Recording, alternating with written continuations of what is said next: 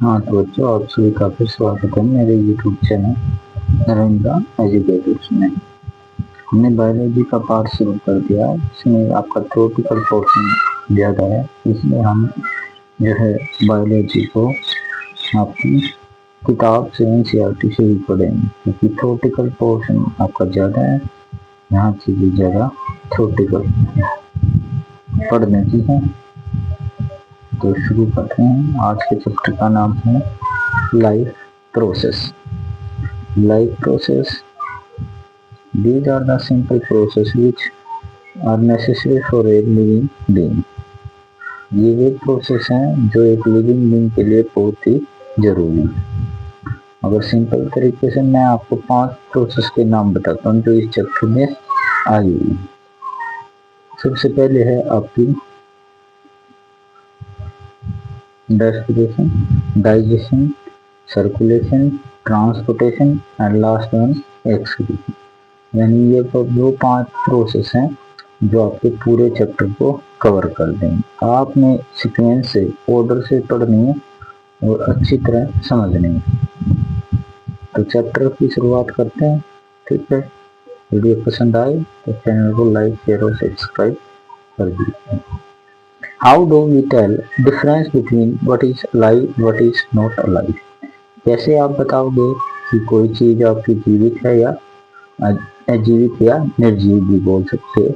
ठीक है, if we see a dog running और काउ चीविंग कड और a man shouting loudly on a street, अगर हम किसी आदमी को दौड़ते हुए या एक गाय को चबाते हुए और a man shouting loudly on the street और एक आदमी को जोर से चिल्लाते हुए देखते हैं, तो हम ये बोलते हैं कि दीज थिंग्स आर अलाइव, ये चीजें आपकी जीवित हैं।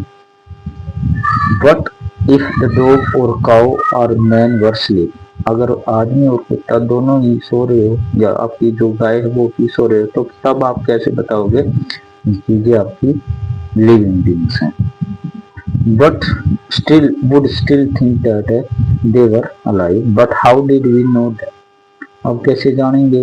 हालांकि ये तो दोनों ही सारी चीजें आपकी सो गई, ना तो आदमी की आवाज आ रही, ना गाय की च्यूइंग की, चबाने की, डाइजेस्ट करने की प्रोसेस हो रही है।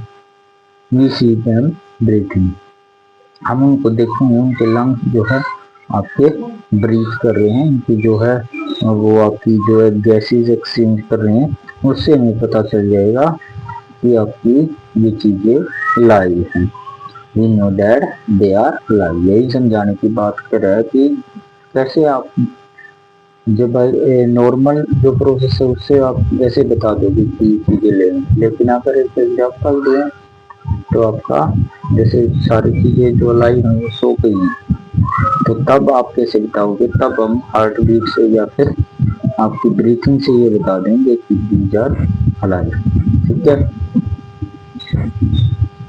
we see them breathing, we know that they are alive। What about plants? अब प्लांट्स को तो हम सांस लेते हुए नहीं देख सकते, तो उनको कैसे कहोगे कि these are alive?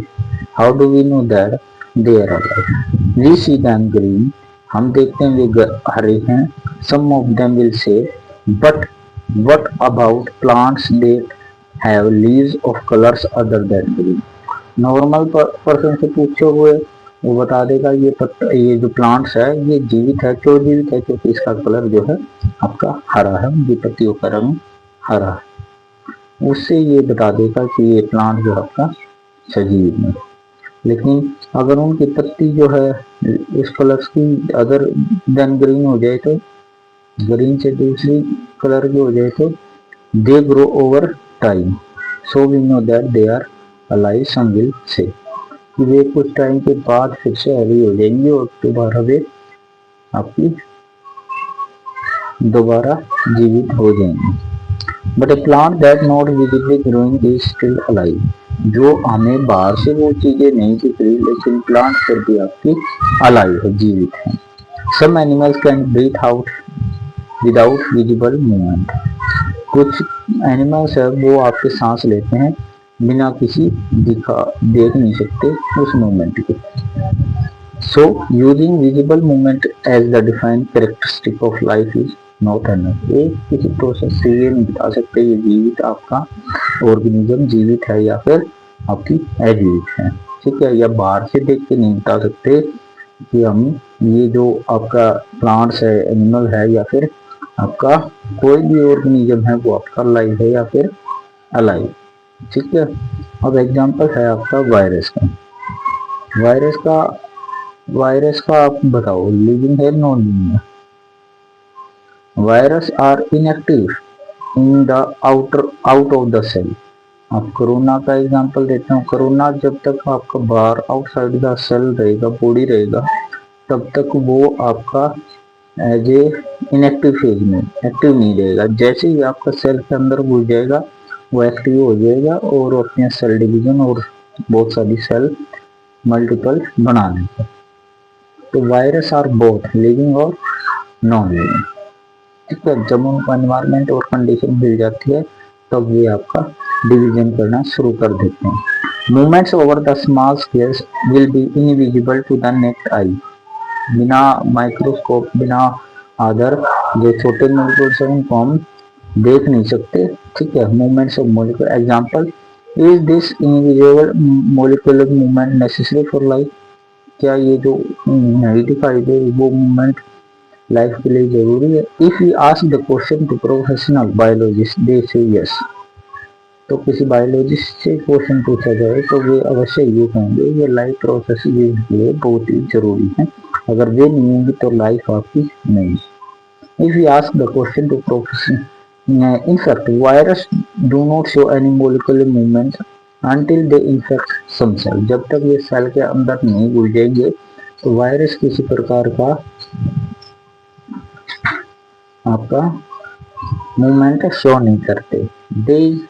That is partially why there is controversy about the whether they are truly alive or not। वहाँ पर बहुत सारी कंट्रोवर्सी रही है कि वायरस जो है आपके अलाइव है या फिर नॉन लाइव, जीवित है या फिर अजीवित। मैंने एग्जांपल ये बता दिया था, जब तक ये सेल में एंटर नहीं कर लेते तब तक ये इनएक्टिव फेज में है, वो आपके मूवमेंट या कुछ भी आपका सेल डिवीजन नहीं करते। जैसे ही उनको सेल मिलती है, उनका एनवायरमेंट कंडीशन मिलती है तो वे अपनी ग्रोथ करना शुरू कर देते हैं।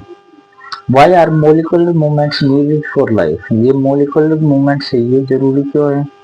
We have seen earlier classes that living organism are well organised structure. कि हमने पिछले क्लासेस में देखा होगा प्रोकैरियोटिक, यूकैरियोटिक। जो प्रोकैरियोटिक यूनिसेलुलर ऑर्गेनिज्म है उनमें आपकी सिंगल टाइप ऑफ सेल है, ठीक है। डिवीजन ऑफ लेबर भी सुना होगा 9th क्लास में। डिवीजन ऑफ लेबर मीन्स आपका जिस ऑर्गन को जो काम दिया गया है वही काम वो करेगा। जैसे आपका हार्ट का काम है सर्कुलेशन, ठीक है, पंपिंग, और जैसे किडनी का काम है एक्सक्रीशन, ठीक है। तो वे अपना ही काम करते हैं। तो हर एक काम के लिए अलग अलग ऑर्गन प्रेजेंट है। They can have tissue, tissue have cells. अब ये आपका बेसिक रूल है, सेल से टिश्यू बनती है, टिश्यू से आपके ऑर्गन बनते हैं, ऑर्गन से ऑर्गन सिस्टम और फिर आपका पूरा ऑर्गन। सेल है smaller components in them and so on. Because of the effect of environment this organised order of nature living is very likely to keep breaking down over time if order break down। अब किसी में से भी कोई दिक्कत होगी, tissue में दिक्कत होगी तो सेल ऑटोमेटिक आपकी रप्चरिंग पे आ जाएगी, ये भी आपकी ब्रेक डाउन होने लग जाएगा उनमें। The organism will no longer be alive. जो ऑर्गेनिज्म है वो आपका ज्यादा देर जीवित नहीं रहेगा। So living creature must be preparing and maintaining their structure. तो जो ऑर्गेनिज्म होते हैं उनके अंदर एक सिस्टम होता है जो कि ऑर्गेनिज्म को या आपके जितने भी ऑर्गन हैं, टिश्यू हैं, उनको रिपेयर करने का। आगे है